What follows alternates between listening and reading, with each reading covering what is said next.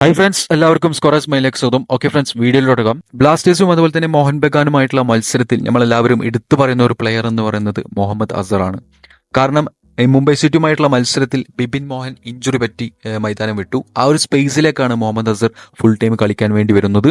അത്രയ്ക്കും വളരെ സ്ട്രെങ്ത് ആയ ഒരു സ്ക്വാഡിനെതിരെ മികച്ച പെർഫോമൻസ് ആണ് മുഹമ്മദ് അസർ കളിക്കളത്തിൽ കാഴ്ചവെച്ചത്. അസറിന്റെ ഹീറ്റ് മാപ്പിലേക്ക് നോക്കിക്കഴിഞ്ഞാൽ നമുക്ക് മനസ്സിലാവും മധ്യനിരയിൽ എല്ലായിടത്തും അസറിന്റെ ഇൻവോൾവ്മെന്റ് ഉണ്ടായിട്ടുണ്ട്. എന്ന് വെച്ചാൽ അസറിന്റെ ഇമ്പാക്ട് ഉണ്ടായിട്ടുണ്ട്. അതുപോലെ തന്നെ അദ്ദേഹത്തിന്റെ സ്റ്റാറ്റ്സിലേക്ക് നോക്കുന്ന സമയത്ത് 89 മിനിറ്റാണ് അദ്ദേഹം കളിക്കളത്തിൽ കളിച്ചിട്ടുള്ളത്. ആ 89 മിനിറ്റിൽ 36 പാസുകൾ അദ്ദേഹം ചെയ്തിട്ടുണ്ട്. അതിൽ 34 അക്യൂറേറ്റ് ആയിട്ടുള്ള പാസുകൾ. എന്ന് വെച്ചാൽ അദ്ദേഹം കൊടുക്കുന്ന ഓരോ പാസും അദ്ദേഹത്തിന്റെ സഹതാരങ്ങൾക്ക് വളരെ ഈസി ആയിക്കൊണ്ട് റിസീവ് ചെയ്യാനും കളിക്കാൻ പറ്റുന്ന പാസുകളാണ്. അങ്ങനെ 34 അക്യൂറേറ്റ് ആയിട്ടുള്ള പാസുകൾ അദ്ദേഹം കംപ്ലീറ്റ് ചെയ്തിട്ടുണ്ട്. എന്ന് വെച്ചാൽ 94% അദ്ദേഹത്തിന്റെ അക്യൂറേറ്റ് പാസിന്റെ ലെവൽ എന്ന് പറയുന്നത്. അതുപോലെ തന്നെ കളിക്കളത്തിൽ 3 കീ പാസുകൾ നൽകിയിട്ടുണ്ട്. അതുപോലെ തന്നെ വളരെ അക്യൂറേറ്റ് ആയിട്ടുള്ള ഒരു ക്രോസ്, വളരെ അക്യൂറേറ്റ് ആയിട്ടുള്ള 3 ലോങ് ബോളുകൾ, അതുപോലെ തന്നെ ഒരു ബിഗ് ചാൻസ് അദ്ദേഹം ക്രിയേറ്റ് ചെയ്തിട്ടുണ്ട്. നമുക്കറിയാം 90 മിനിറ്റിന് ശേഷം രാഹുലിന് ഒരു നല്ല കിടിലൻ ത്രൂ പാസ് അദ്ദേഹം കൊടുത്തതാണ്. പക്ഷേ രാഹുൽ മുന്നോട്ട് പോയെങ്കിലും അത് ഗോളാക്കാൻ രാഹുലിനെ കൊണ്ട് സാധിച്ചില്ല.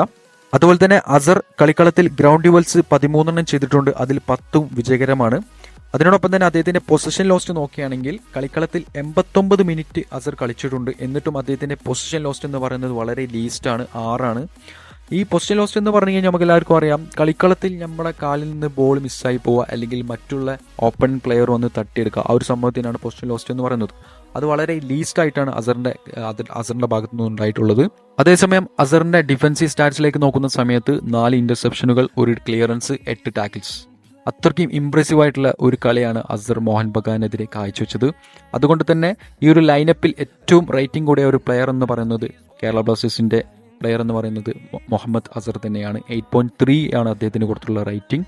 വളരെ ഇംപ്രസീവ് ആയിട്ടുള്ള ഒരു കളിയാണ് ബിപിൻ മോഹനൻ എന്ന പ്ലെയറിന്റെ ആ ഒരു സ്പേസിൽ അസർ കാഴ്ചവെച്ചത്. തീർച്ചയായിട്ടും മുഹമ്മദ് അസർ എന്ന പ്ലെയറിനെ കുറിച്ചുള്ള നിങ്ങളുടെ അഭിപ്രായം കമന്റ് ബോക്സിലേക്ക് കൊടുക്കുക. നമ്മുടെ വീഡിയോ ഇഷ്ടപ്പെട്ടെങ്കിൽ തീർച്ചയായും ലൈക്ക് അടിക്കുക. അതുപോലെ തന്നെ നമ്മളെ ചാനൽ ഇഷ്ടപ്പെട്ടെങ്കിൽ സബ്സ്ക്രൈബ് ചെയ്യുക. ഓക്കെ ഫ്രണ്ട്സ്, വീഡിയോയുടെ അവസാനിപ്പിക്കുന്നു. Bye, it's me scorers mine.